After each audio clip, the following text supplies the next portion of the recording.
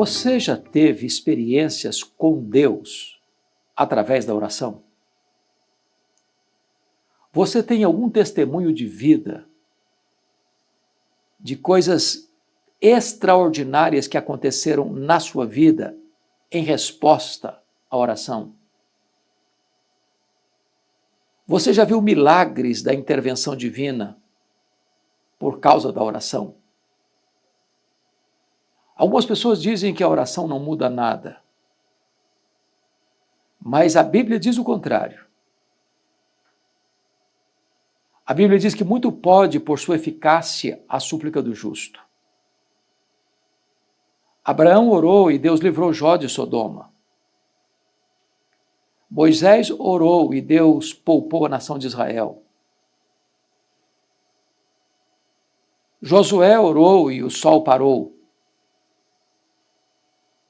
Elias orou e os céus se fecharam, e o fogo desceu, e o menino ressuscitou, e as torrentes voltaram a descer. A igreja de Jerusalém orou e Pedro foi liberto da prisão máxima, de segurança máxima de Herodes Agripa I. Deus ouve a oração. E agora gostaria de tratar com você daquela que eu chamo da oração mais ousada da história, proferida pelo apóstolo Paulo. Ele estava preso em Roma, quando escreveu a sua carta aos Efésios. E no capítulo 3, versos 14 a 21, ele vai orar. E nessa oração ele vai fazer o pedido mais audacioso que alguém possa fazer para Deus. Para que sejamos tomados, diz ele, no verso 19, de toda a plenitude de Deus. Ele não ora apenas para que sejamos tomados de Deus, nem ora apenas para que sejamos tomados da plenitude de Deus. Ele ora para que sejamos tomados de toda a plenitude de Deus. Quando você considera os atributos incomunicáveis de Deus, Deus é autoexistente, infinito, imenso, eterno, imutável, onipotente, onipresente, onisciente, transcendente. Significa que ele é maior que tudo quanto ele criou. Se o universo tem mais de 93 bilhões de anos-luz de diâmetro e Deus está em cada centímetro desse universo, porque ele é maior do que o universo, nem os céus dos céus podem contê-lo. Agora Paulo está orando para que você e eu sejamos tomados de toda a plenitude de Deus. Então, é esta oração que eu quero considerar com você, que talvez passa por lutas tão grandes, por adversidades enormes, por vales escuros, talvez vivendo debaixo da carranca do mal, a doença, a crise familiar, problemas financeiros, problemas emocionais, problemas morais, problemas espirituais, e você vive nesse cipoal de dor, de angústia, encurralado por todos os lados, tanto por circunstâncias medonhas quanto por sentimentos tumultuosos, que Deus pode manifestar o seu poder na sua vida através da oração, restaurando a sua sorte. Então, considere comigo esta oração do capítulo 3 de Efésios. Versículo 14, ele diz: por esta causa, eu me ponho de joelhos diante do Pai. O judeu, via de regra, orava de pé, mas esta causa que ele vai colocar diante de Deus requer que ele se ajoelhe, que ele se prostre. Não diante de um ídolo, mas diante do Pai. De quem toma o nome toda a família, tanto no céu como sobre a terra. Ou seja, Deus é o modelo, é o paradigma, é o protótipo da paternidade, tanto humana quanto divina. Ele é o pai das famílias que já estão no céu, como das famílias que estão na terra. E ele vai prosseguir dizendo: para que segundo a riqueza da sua glória. A glória de Deus é a manifestação de todos os atributos de Deus no seu esplendor máximo. Ele tem a ousadia de pedir que Deus responda a sua oração segundo a riqueza da sua glória, empregando tudo quanto Deus é e quanto Deus tem. vos conceda que sejais fortalecidos com poder. Paulo admite que você e eu somos fracos. Nós não temos em nós mesmos poder para arrostar os grandes problemas da vida. Somos frágeis, limitados, pequenos. Precisamos desse revestimento de poder. Mas como vem esse poder? Ele diz, mediante o seu espírito no homem interior. Quem capacita a você com poder é o Espírito Santo de Deus. Jesus prometeu isso. Permanecei na cidade até que do alto sejais revestidos de poder. Ainda disse, mas recebereis poder ao descer sobre vós o Espírito Santo, sereis minhas testemunhas, tanto em Jerusalém como em toda a Judéia e Samaria e até os confins da terra. Não há poder sem a obra do Espírito Santo em nós. Precisamos desse revestimento de poder. Onde? No palco? Na plataforma? Para ensaiarmos um discurso de autoelogio? Para batermos palmas para nós mesmos? Não. Esse revestimento de poder ocorre no homem interior. Sem holofotes, sem luzes da ribalta, sem propaganda, sem marketing, no homem interior. E ele prossegue e diz, e assim habite Cristo no vosso coração pela fé.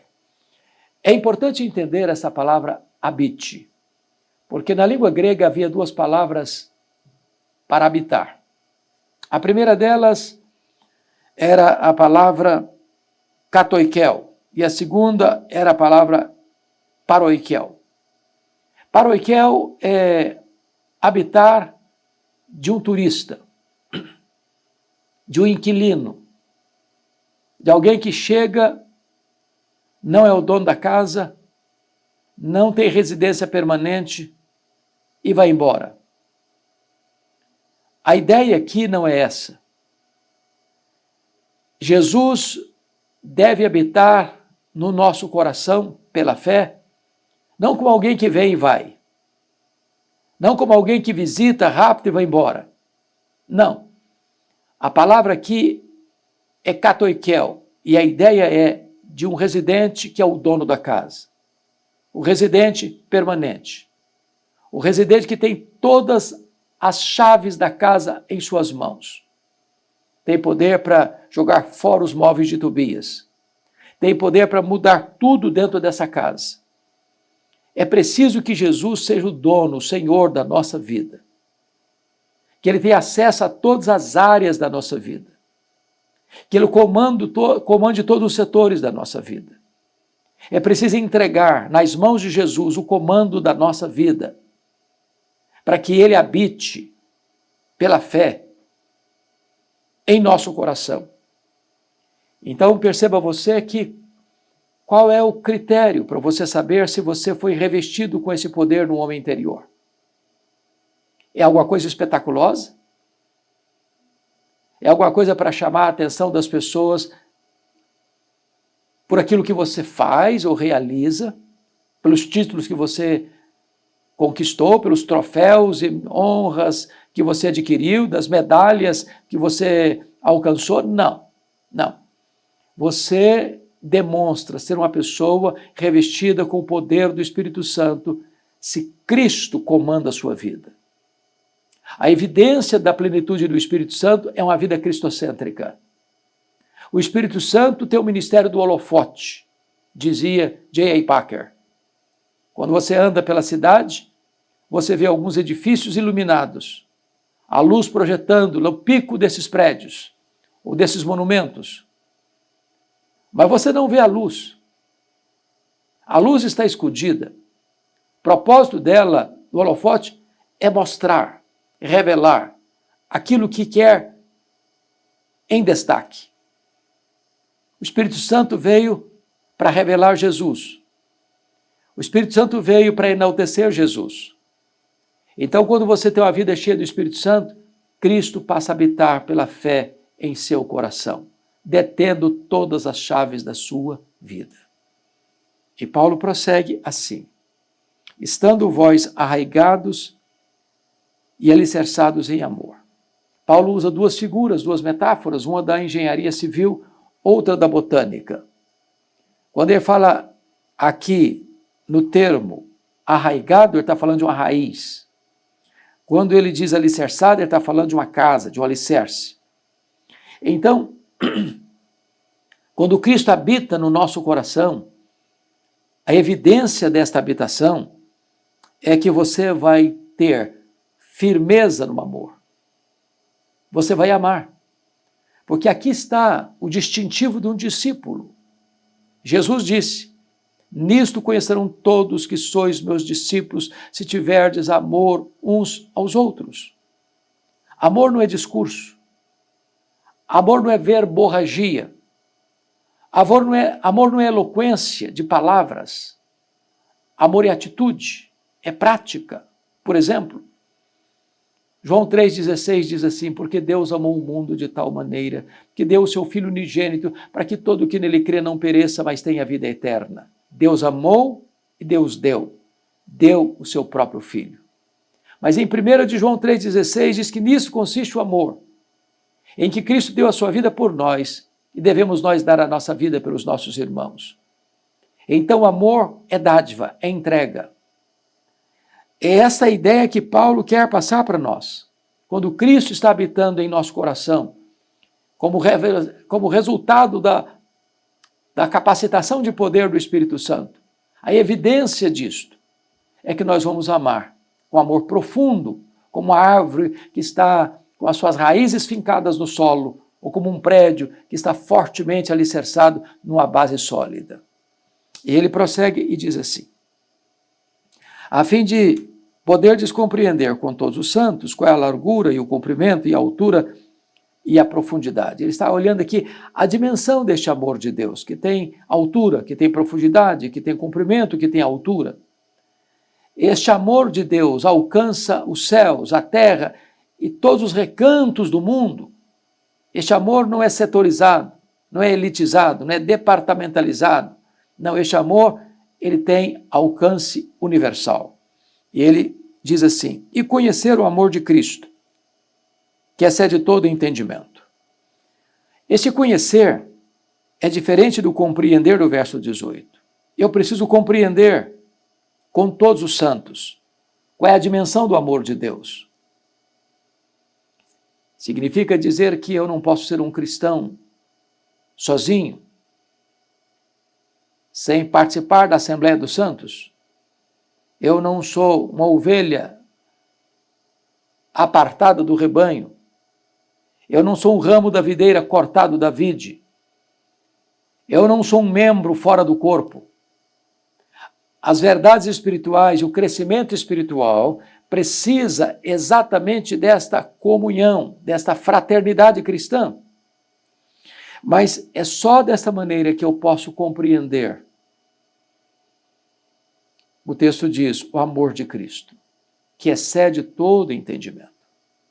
Porque ele, sendo Deus, não julgou como usurpação ser igual a Deus. Antes a si mesmo se esvaziou, assumindo a forma de servo, humilhando-se até a morte e morte de cruz. Ele não escreveu nas nuvens, com letras de fogo, eu te amo. Ele esculpiu na cruz do Calvário, eu te amo. Ele, porque nos amou, a si mesmo se entregou por nós, dando a sua vida por nós, morrendo por nós, não porque merecíamos ser amados, não. Ele morreu por nós, sendo nós fracos, ímpios, pecadores e inimigos. O amor dele por nós é imerecido. Por isso a Bíblia diz que Deus prova o seu próprio amor para conosco pelo fato de ter Cristo morrido por nós, sendo nós ainda pecadores. Mas agora Paulo chega ao apogeu da sua oração, ao pináculo do seu pedido, à acrópole da sua súplica, quando ele diz: para que sejais tomados de toda a plenitude de Deus. Penso que ninguém jamais fez um pedido mais ousado, uma súplica mais audaciosa, um desejo mais robusto do que este.